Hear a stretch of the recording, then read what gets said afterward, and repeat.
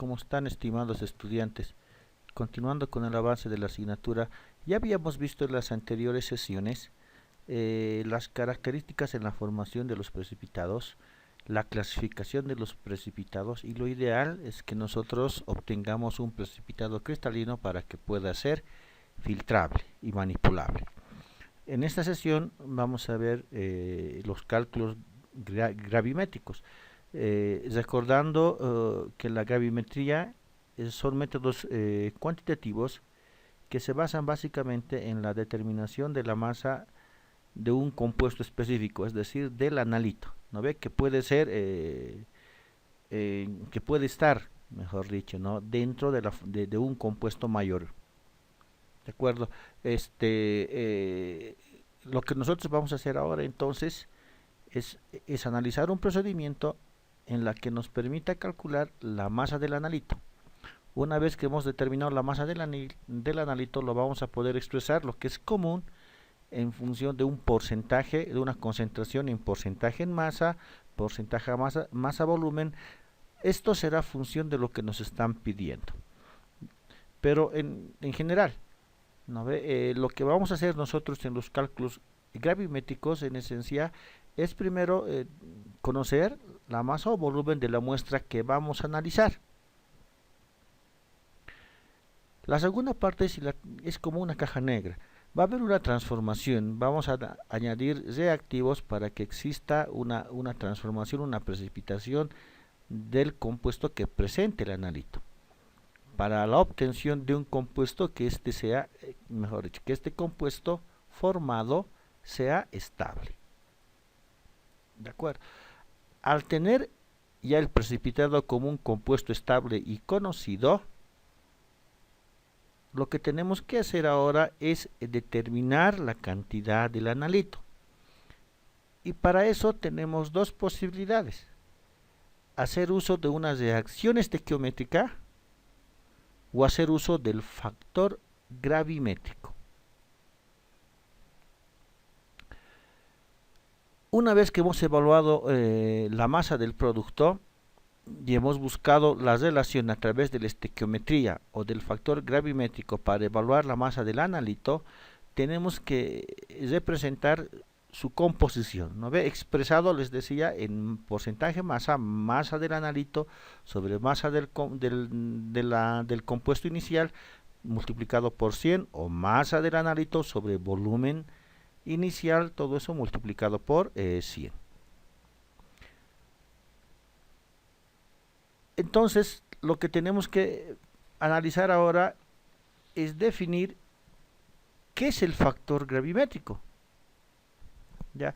Entonces, por lo que estamos presentando en la diapositiva, ya podemos indicar que es una relación numérica entre cantidades estequiométricas.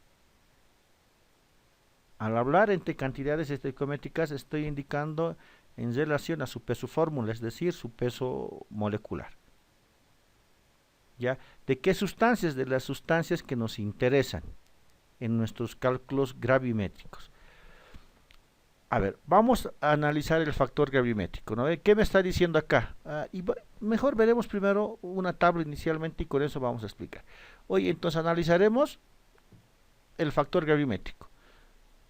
En toda la secuencia de gravimetría yo puse el ejemplo del cloruro de sodio más el nitrato de plata, que precipitaba cloruro de plata.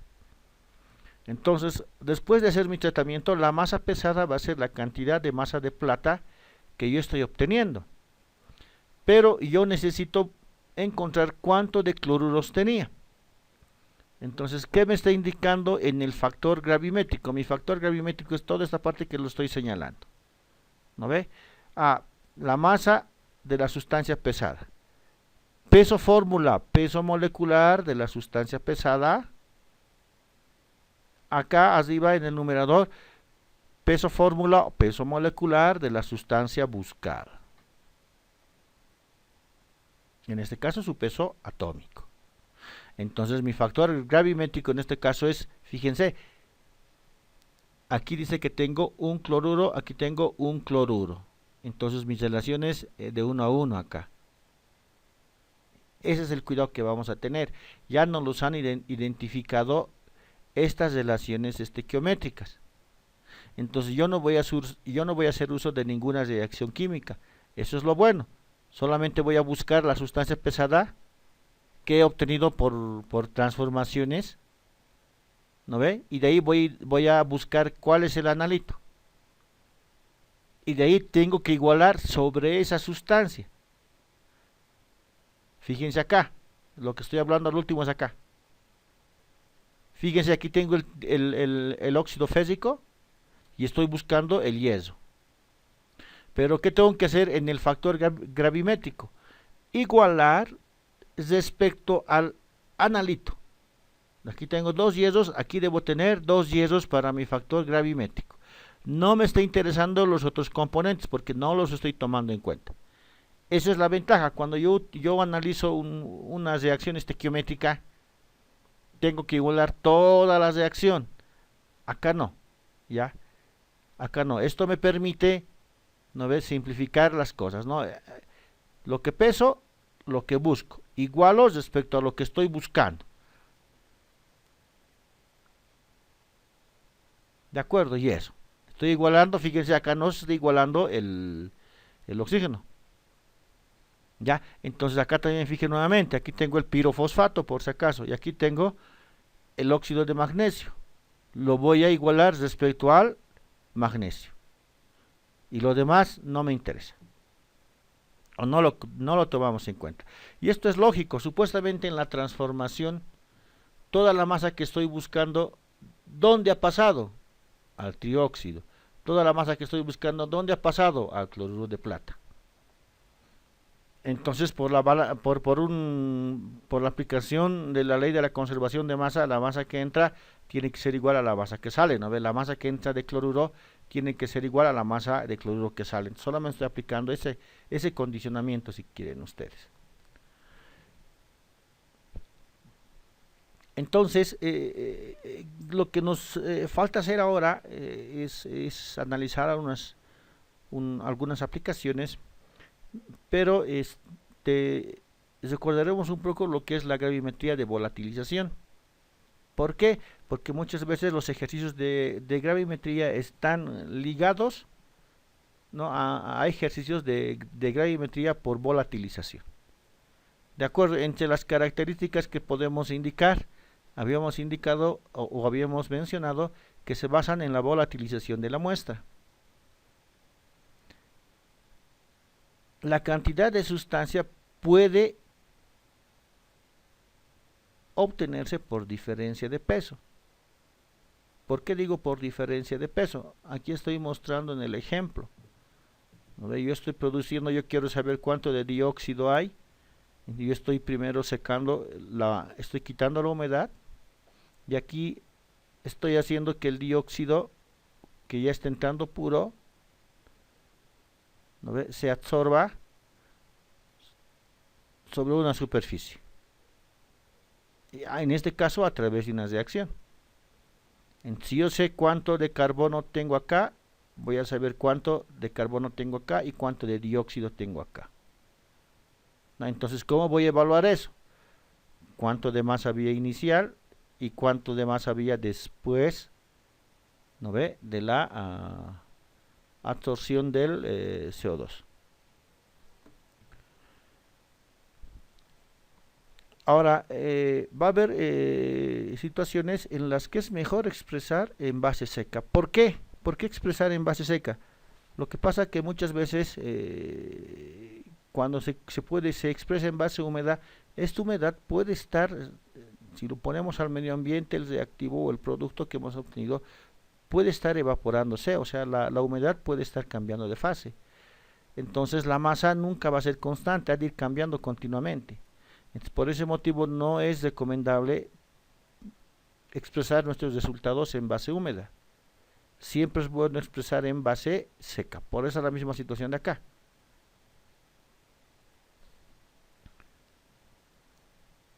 Ahora, hemos simplificado un poco el análisis que hacíamos en los métodos gravimétricos.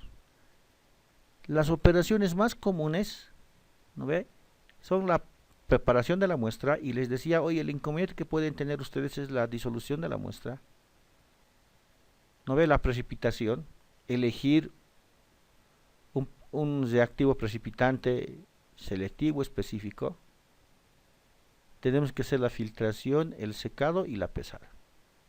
Ya fíjense, lo que nosotros vamos a hacer es la preparación de la muestra, conocer cuánto estamos introduciendo de la muestra. Y aquí voy a obtener yo, oye, cuánto del analito o del compuesto que contiene el analito estoy obteniendo, ¿no ve? Todo esto es interno en el proceso, ¿no ve? Entonces, generalmente, a veces esto, como yo aplico aquí el factor gravimétrico, entonces, esto lo veo desde el punto de vista como si fuese una caja negra, ¿no ve? Está entrando mineral y está saliendo el analito, ¿ah?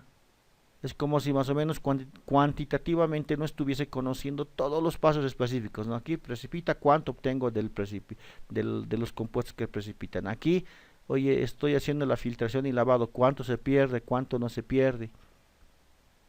Se peptiza nuevamente, ¿qué está pasando? ¿Hasta qué temperatura tengo que calcinar para que tenga la masa constante? Y por último, la pesada. Entonces, esto lo vamos a ver como una cajita negra.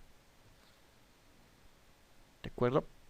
Ahora, todos los métodos tienen algunas características generales en cuanto a la selectividad, la sensibilidad, su precisión y su exactitud. ¿De acuerdo? Entonces, aquí pueden ver algunas de esas características. Ya tal vez las más importantes es cuando yo tengo, más allá perdón, de analizar la selectividad, sensibilidad, la exactitud y la precisión, ¿no? Una de las ventajas de los métodos gravimétricos es que no requiero estándares que vamos a ver en los métodos instrumentales, no requiero calibración.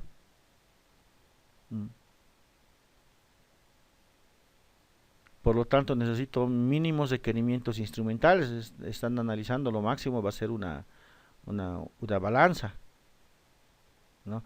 Pero la desventaja, ¿no ve? La desventaja son que son procedimientos tediosos y lentos. Y lo que pasa es que muchas veces los análisis los tenemos que hacer rápidamente. Y para ello, los métodos que nos pueden colaborar son los métodos instrumentales.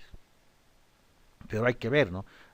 No siempre un método instrumental va a ser el más adecuado para un análisis. Puede ser el método gravimétrico, entonces hay que ver entre las ventajas, las desventajas y las necesidades que nosotros tenemos para elegir por qué método trabajar. Analicemos ahora algunos ejemplos. ¿De acuerdo? Veamos el primer ejemplo. Nos piden que nosotros determinemos la cantidad de fósforo en una planta. ¿No ve? Nos dan la masa de la muestra y nos indica que sufre un procedimiento, ¿no? Se prepara, se trata, se disuelve, se precipita, se secara y se calcina. Fíjense la secuencia. Ya en esta parte, ¿qué voy a necesitar? ¿No ve? La masa que esté entrando del mineral y la masa que está saliendo del analito. Si es que me dan la masa del analito que está saliendo, ¿no ve? Ahora, un planteamiento general de todo esto vendría a ser todo lo que está pasando con la muestra. Pero es muy probable que en todos los procedimientos yo no conozca los pasos intermedios. Ahí es que les digo que se trata de una caja negra, porque puede ser que yo desconozca las reacciones intermedias. ¿Ya? Y yo solamente conozca lo que me está dando como producto final. Aquí quiero saber cuánto de fósforo tiene y aquí tengo que saber cuánto de fósforo entra. Por un balance de masa, todo el fósforo que está viniendo por acá se ha transformado en fosfato, en ácido fosfórico, y por último se ha transformado en pirofosfato, ¿no? Intermediamente, en este caso nos está dando, ¿no ve? Como fosfato doble hexahidratado. Pero en este caso, o sea, hay que conocer bien las reacciones para eso. Entonces, lo que nosotros tenemos que hallar inicialmente, ¿no ve? Es primero expresar el factor gravimétrico, ¿no ve? Y me está indicando que en el pirofosfato, aquí vamos a la secuencia del factor gravimétrico, por cada mol de pirofosfato, ¿cuántos moles de fósforo tengo? Porque yo debo expresar en gramos, mi resultado tiene que ser en gramos. Entonces, si nosotros laburamos con el factor gravimétrico,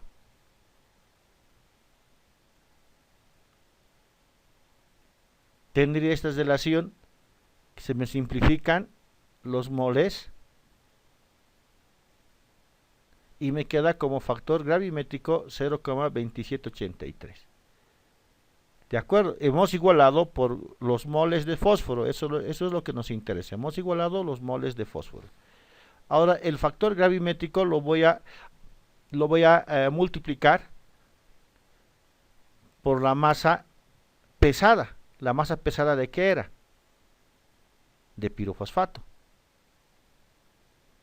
¿No? Entonces, por favor, analicen la secuencia en la simplificación de las unidades.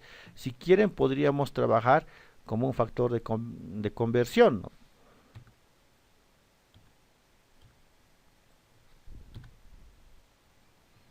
Yo tenía la masa pesada 216 miligramos de pirofosfato por, en 222.6 gramos tengo un mol, por, ¿no ve? En 2 moles,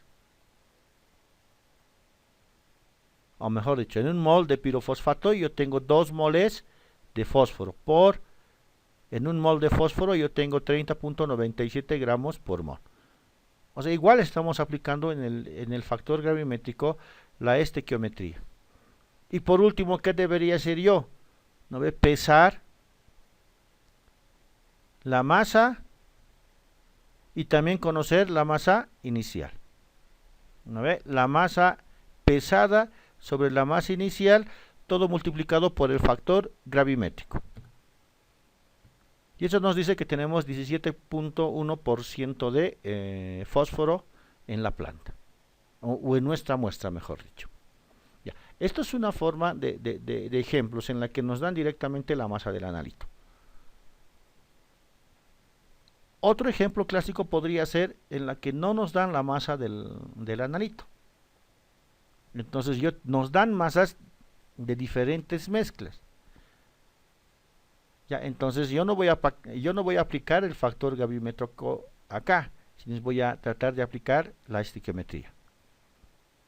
De acuerdo, nos dice el ejemplo lo siguiente, ¿no ve? Una muestra de 0,42 gramos que contiene oxalatos de calcio y de magnesio e impurezas volátiles produce un residuo de 0,2500 y 0,1584 gramos cuando se calienta 600 y 900 gramos respectivamente. Teniendo en cuenta la curva termogravimétrica de oxalato de calcio y magnesio, calcular el porcentaje de calcio y magnesio e impurezas inerte en la muestra. Esta parte del diagrama termogravimétrico hemos analizado en la última parte de la presentación de gravimetría. ¿Qué nos informa este diagrama? Oye, las especies estables que tenemos a determinadas temperaturas. De acuerdo, analicemos un poco, esto es una ayuda, ¿no ve? A 600 grados, aquí está 600, ¿qué es lo que yo tengo? Tengo óxido de magnesio. ¿Qué es lo que yo tengo? Carbonato de calcio. A 900, ¿qué es lo que tengo? Nuevamente óxido de magnesio y tengo óxido de calcio. Entonces, ese análisis para nosotros es importante para plantear las reacciones. Si nosotros vamos a la solución, y de entrada decimos que X va a ser el oxalato de calcio en la muestra y Y va a ser el oxalato de magnesio y Y va a ser las impurezas. Nuevamente utilizamos la gráfica termogravimétrica y trabajamos en función de las temperaturas. A 600 tengo óxido de magnesio y carbonato de calcio. ¿De acuerdo? A 600 tengo óxido de magnesio y está como carbonato de calcio. Entonces, ¿qué estoy indicando? ¿No ve? Que por la curva gravimétrica que por la curva gravimétrica 0,25 gramos del compuesto que va a contener a 600 óxido de magnesio y carbonato de calcio. Eso es lo que me está diciendo. Y por eso estoy indicando lo siguiente, ¿no ve? Tengo gramos de carbonato de calcio, no sé cuánto, más gramos de óxido de magnesio. Esta cantidad de gramos tiene que ser igual a 0,25. No me estoy poniendo aquí XY, ahorita lo voy a armar de esta manera, ¿no ve? El total de la muestra que está entrando, estoy diciendo X más Y más los inertes igual va a ser a la masa total. Entonces, ¿qué debo hacer ahora? Plantearme un sistema de ecuaciones. Ya, el primero a 600. A 900. Habíamos visto en la gráfica que los dos están como óxidos. Por lo tanto, los gramos de óxido de calcio más los gramos de óxido de magnesio, aquí está mal, por favor, óxido de magnesio, son igual a 0,1584 gramos. Entonces, ahora es donde yo debo plantearme el sistema de ecuaciones. Acá estoy trabajando en gramos de carbonato y gramos de óxido de magnesio. Y lo que yo tengo que hacer es transformar en unidades compatibles con la condición inicial. Es decir, transformar a oxalato de calcio y oxalato de magnesio. ¿De acuerdo? Entonces, la cantidad que esté entrando de oxalato de calcio por el peso molecular me va a generar los moles de carbonato de calcio. ¿Cómo lo estoy haciendo? A ver, si yo tengo los gramos de oxalato de calcio por el peso molecular de oxalato de calcio, digamos, tengo un mol de calcio. En un mol de calcio está los gramos de carbonato de calcio. ¿No ve? Entonces esto va a ser mi relación entre los pesos moleculares. De la misma forma estoy obrando para el oxalato de magnesio, ¿no ve?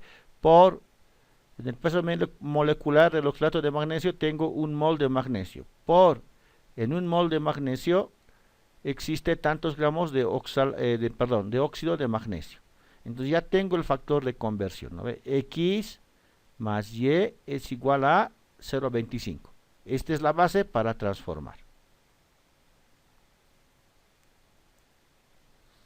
Lo mismo haría con la condición de 900 grados centígrados. Nuevamente aquí se me olvidó el oxígeno, este es peso molecular del óxido de magnesio. Y la misma relación que hemos visto hace un instante. Ya tengo el planteamiento, lo único que tengo ahora es que reemplazar, debo reemplazar los valores numéricos de los pesos atómicos y pesos moleculares en los compuestos. Entonces, reemplazando los datos, tengo un sistema de dos ecuaciones con dos incógnitas, más la primera tengo tres ecuaciones con tres incógnitas. Perfectamente resoluble. Ya despejando los valores obtengo los siguientes datos, pero no me está pidiendo en gramos de oxalato de calcio ni gramos de oxalato de magnesio. Me está pidiendo en gramos de calcio y gramos de magnesio. Esto es lo que me está pidiendo. Entonces yo puedo hacer una transformación. Tengo el peso molecular del oxalato y directamente cuántos gramos de calcio tengo acá. Reemplazo en la fórmula y directamente puedo hallar el porcentaje de calcio. Y repito lo mismo para los otros constituyentes. ¿No ve? El oxalato de calcio tengo un 20%, el calcio tengo un 20%, el magnesio tengo un 5,71%, y de las impurezas es directamente la masa que he obtenido sobre el total. ¿No ves? Un 9,5%. Como pueden analizar ustedes, la parte de gravimetría no tiene mucho inconveniente. El problema es que he podido evidenciar muchas veces hay problemas en nomenclatura. Se equivocan en la nomenclatura, por lo tanto se van a equivocar en el peso molecular. Se equivocan en la lectura del enunciado. Entonces son esos dos inconvenientes que son subsanables. Se cuidan. Hasta aquí esta sesión. Gracias.